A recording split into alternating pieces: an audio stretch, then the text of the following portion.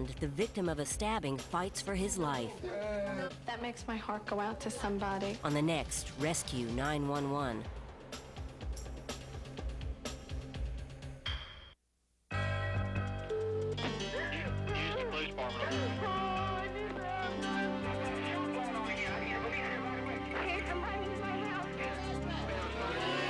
This is 911. Do you have an emergency?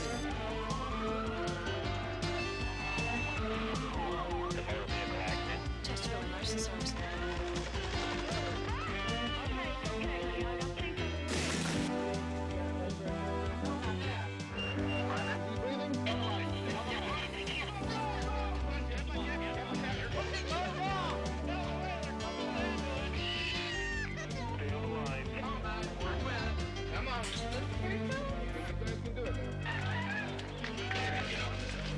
They're very good hands here.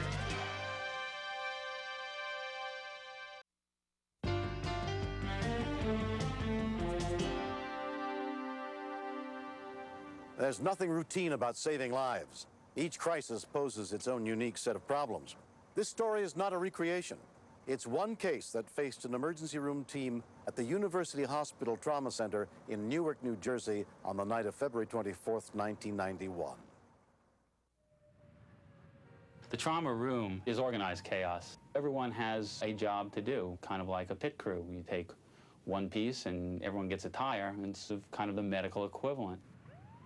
8:27 p.m. A severely wounded young man is helped into the emergency room.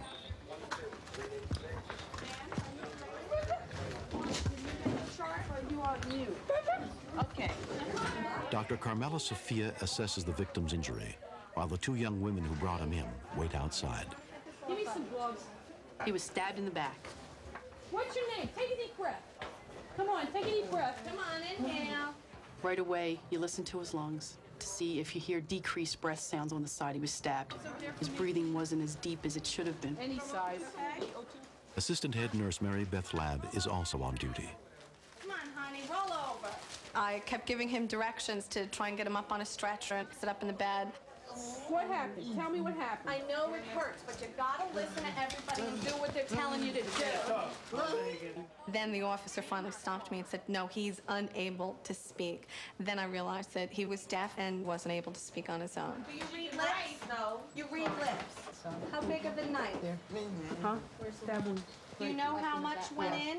Here, just He hit you hard. He hit him hard with the knife. You're gonna be okay.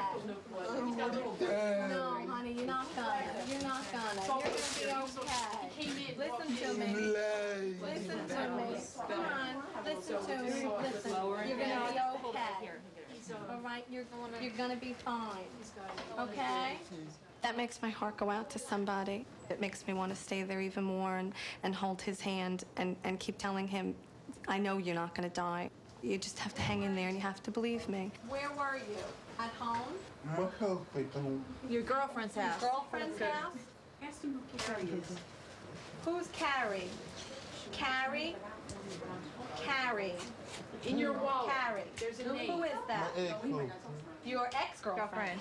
We won't call her. No. That explains everything. Okay.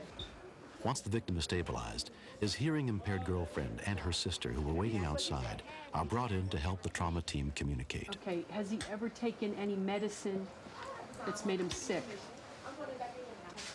No medicine problem? X-rays reveal 23-year-old Robert Young has suffered a collapsed lung. Listen to me. They cut you open, cut you right here, and then this goes in. And that helps you breathe, okay? It's gonna hurt.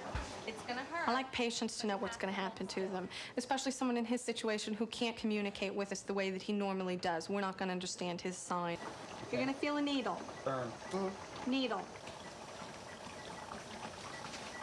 Now it'll be numb.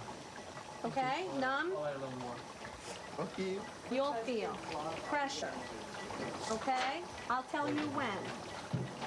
Talk to him when you're doing this. Okay. That means it's a lot of pressure. Lots of pressure. Oh, okay, babe.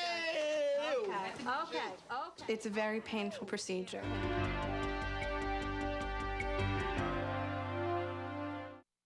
place. Discovery Health Channel.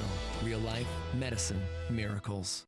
Tonight, witness the amazing story of a family willing to do anything and everything to give their daughters a chance for a normal life. Watch Conjoined Twins, Aaron and Jade, tonight on Discovery Health Channel.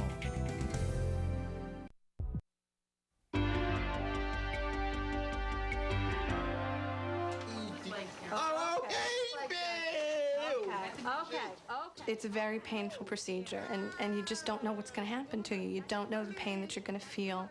When they start pressing on your lung field, you feel like we're going to take your breath away. You don't feel like we're giving it back to you. Do this. That's it. More. It's upper rib. Yep, I know it is. That's it. That's it. Good. Sit on. Okay, Rick? 14. That should be it. All right. Yeah. Okay. Okay? Mary Beth, let's give him a 5 of morphine. Okay. Once the procedure is complete, Robert's mother, Alice, is allowed to see him for the first time. He was laying there with tubes coming from everywhere. I was just so horrified. What's your first name? My name is Alice. Robert is moved to another room where police question him about the stabbing. Then come on, dear. I don't even know. You won't be my husband. Yeah, he came up from behind, and he didn't know one was behind him. He told me he wanted to talk with my girlfriend. She said she didn't want to see him, and he wouldn't listen to her or me. Robert drinking. He was drinking. Yeah, the suspect was drinking? Yes. I didn't know he had a knife. While we were fighting, he stabbed me in the back. Pistons, Detroit. Later that evening, 16-year-old hospital volunteer Claude Smith visits Robert in recovery. During the 2 years that I've been working here so far, that's the first time I ever had a deaf person come into the emergency room and had to help the person out. Yeah. My baby. Yeah. It made me feel good to talk to him in sign language some and everything. I think that helped comfort him a little more, make him feel a little better. It was a good game. I watched the whole thing at break time, almost. 4 days later, Robert is given the news that he can go home. The hospital's really good. They took care of me. They took care of me a lot. And I really love them for it. And they love me too. At the end of all of this, he seemed pretty happy. I love you. He was smiling at me when he left, so that felt good. I got a chance to apologize for yelling at him.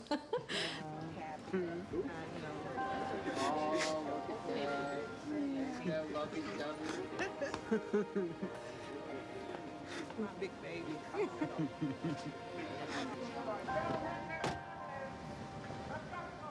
I really like this hospital. But I really want to go home.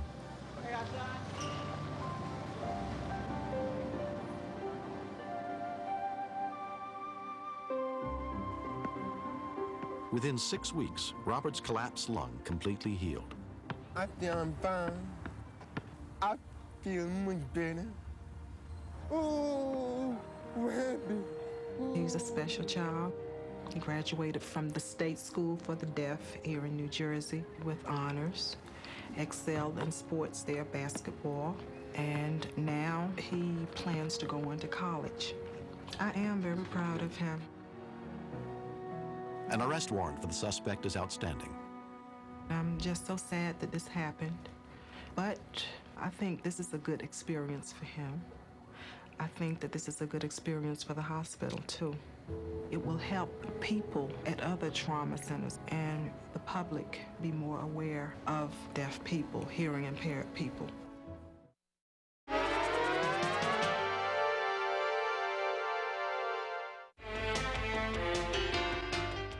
Next, step inside the command center where the calls for help are answered and meet the real-life heroes who save lives. Stay tuned for another episode of Rescue 911, next on Discovery Health Channel. Real life, medicine, miracles. Mr. Shapiro. out of the car, please.